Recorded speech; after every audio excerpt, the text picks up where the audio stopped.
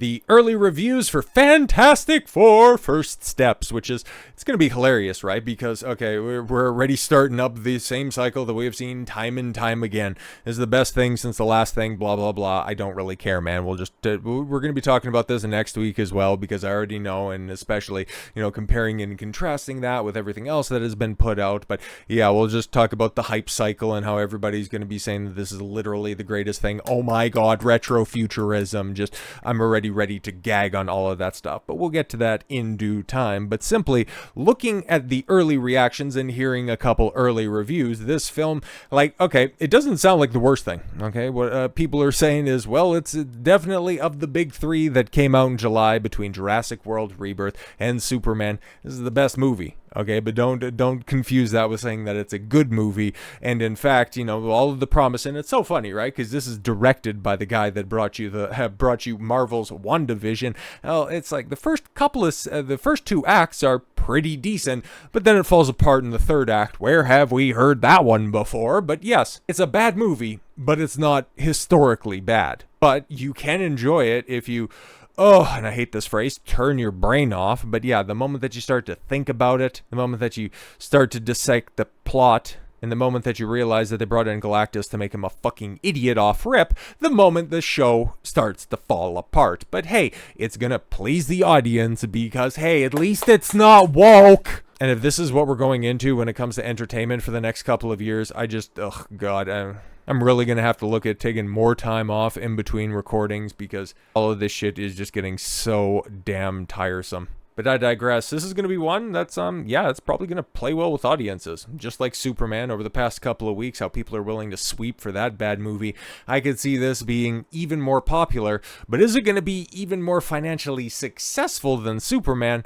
Well, that's definitely going to have to be something that we're going to have to take a look at, because to just simply look at the competition that it faces, I mean, hey, to bring up Superman here, and I mean, again, you take a look at that domestic and international split that is getting even more pronounced as the days are going on, and I'm not entirely sure if they've updated over this past week, but just simply looking at the box office hold domestically, even into its second week, that's still pretty good, man. 46% down, and then 41% down, and then I don't at this point in time have the Thursdays, and even you might be able to see them by the time that this video drops, but still, even the 40% drop off of already negligible first week drops, it's doing damn good domestically, okay? And it still hasn't even threatened dropping into the low 7 digits, let alone to a 6-digit day. It's going to take a while to get there, but we'll have to see how much Fantastic Four bites into that. But will it end up winning the month? Well, Jurassic World Rebirth, I mean, given the fact that it has over a $100 million advantage at the international box office over the domestic,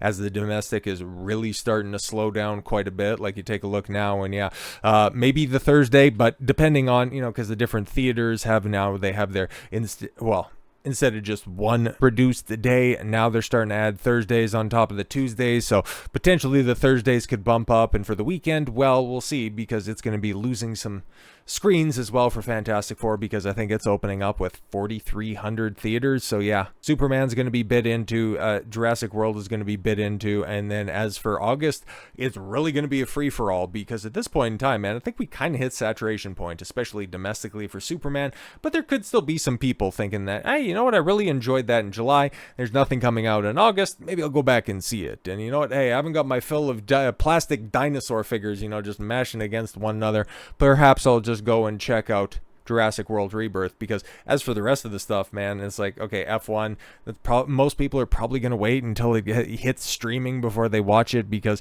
for as much as I hear that that's the best film outside of Warfare, but that didn't really have a wide release, at least I don't think it did, but when it comes to wide release movies, F1 is, it takes the cake, and realistically, there doesn't really seem to be anything in the near term that looks to dethrone it. And so it's August is going to be an interesting battle, full stop. And a lot of people were asking right at the beginning, rather positing the idea, July was going to determine the future of superhero movies. And I think even at this point in time, right, because you got the projected opening weekend for Fantastic Four, and we talked about that, Wednesday? I think Wednesday is when I put out that video, but Deadline has it at about $100 million opening weekend, and yeah, pre-sales at 20% below Superman, and Superman's opening weekend, domestically we're talking, obviously, was $125 million, but with the overwhelmingly positive critic and audience score, could that drive walk-up? Well, traditionally, when it comes to Marvel movies, like, you even take a look at Thunderbolts, and it's, tepid opening weekend as well, and it also had that same overwhelmingly positive review scores from everybody that's magically got early access. Funny how that stuff works. But it didn't really cope with its opening weekend. It didn't exceed expectations. It landed directly in line with a bunch of the projections, and it still had a very classically Marvel second week drop-off. It wasn't quite as pronounced as some of those historically horrific Phases 4 and 5 films like Doctor Strange, Multiverse of Madness, Thor Love and Thunder, Ant-Man and the Wasp, The Marvels. So funny, right? Because that thing opened up to absolute trash and then still set the record for second week drop-off. Well, we'll see how it goes, because word of mouth about this film is probably going to be good, because even the more critical reviews in general, at least from some of the bigger outlets, they're at least lukewarm on the project, which is head and shoulders above the rest of the cape shit, sans certain people's takes on Superman in 2025. Just for my money, probably like just the worst year for entertainment. Like 2025 is really sucked. But where I could think that this movie ends up catching a bit of flack and really kind of throwing it off, especially in the long term, is of course the face of the movie, okay? Even though he's never been in the forefront of marketing, he will be moving forward, because he's not just going to be the leader of the Fantastic Four, he's also going to be the leader of the Avengers, and we're eventually going to have to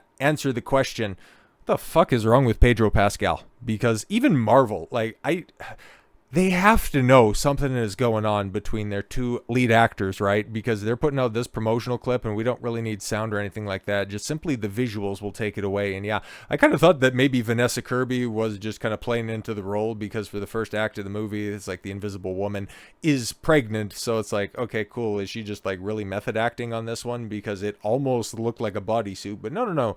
She's pregnant. And theoretically, and I guess, well, depending is, depending on how method they wanted to get for their roles back when they were filming this movie, I don't think that that's Pedro's kid, but the way that he's holding Vanessa Kirby, I mean, the way that other people are also pointing this out, it's very interesting, right? Because Flash has the clip right here, and well, it does, it begs the question, right? And let's get some sound this time around, because Vanessa Kirby deserves shit for this also.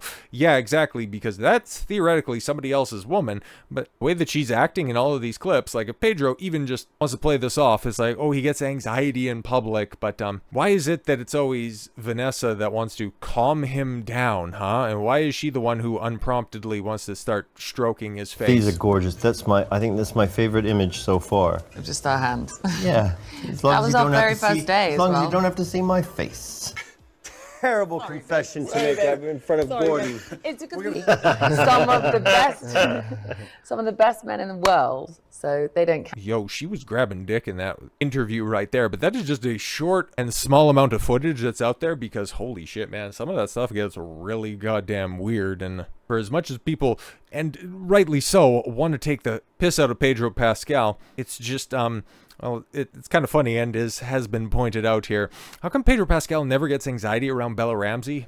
Yeah, that's kind of funny, huh? Isn't that interesting? That's very interesting. But I think probably the most endearing thing that I have seen so far, honestly, from Pedro, full stop, is him playing Marvel Rivals. But it's so funny, right? Because, okay, Disney, at least the Lucasfilm side of life, and, well, no, even Disney, because Bob Iger, because, what was that, last year, he came out and he said, hey guys, you know, the kids really like that video game thing, so we're making this big investment with the Fortnite, and the kids, they really like the Fortnite. So, earlier this week, Fortnite launched the Fantastic Four skins that were going to be in the game, but they just decided to go with Marvel Rivals. Interesting, but yeah, Pedro's playing the game and all that stuff, and like I said, it's kind of the most endearing shit that I've seen from him so far, because it just really reinforces that this is like a 50-year-old man playing some video games, and yet it's just video games, for as giant as they are, people, it's like, some people just don't get it, man. Like, okay, even my parents, okay, they can play like a Mario Golf game or something like that, but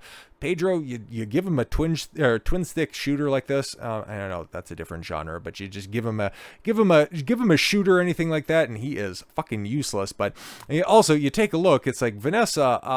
It's like I don't really know if he's terribly anxious. Why you gotta put your hand on his shoulder like that? Okay, the only people that I see that are anxious are actually like Joseph Quinn and Ebon in the background right there, because it looks like Ebon probably knows a little bit more about the game, because he just keeps on leaning forward. It's like, no, you just need to go press the button. So it's like I actually didn't mind him. I actually didn't mind him in this clip, mostly because A, he wasn't crying, and B, he wasn't trying to push trans ideology, so that's pretty great. But yeah, just simply going back to the whole Pedro thing, the fact that he is, just so hands-on with Vanessa Kirby, it's, like, honestly, this right here, it's something that just finally clicked. Even though I've been seeing these clips for, quite a while, as, this is something I do on a consistent basis, talking about this crap. But it really just clicked with me that this is very reminiscent of Brad Pitt, Angelina Jolie, okay, and all of the promotion and everything that they were doing with Mr. and Mrs. Smith. I mean,